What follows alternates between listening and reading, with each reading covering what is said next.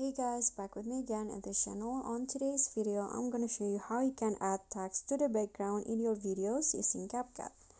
So first you need to add your clips, then just add the text that you want. I'm going to go with Explore. Then you can change the fonts into your favorite one.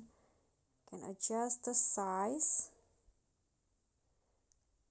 like this, then click on a check icon, adjust the durations of the text to align with your video, then go to export and export your video.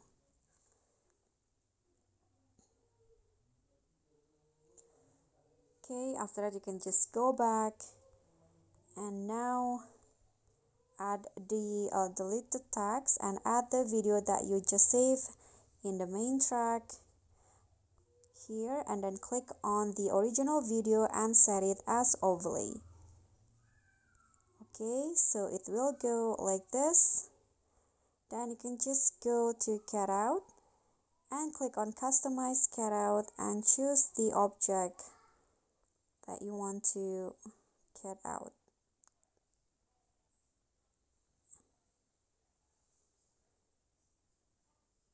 Okay, after that you can just click on this check icon, then CapCut will remove the background like this, so when you play the video the text will be on the background.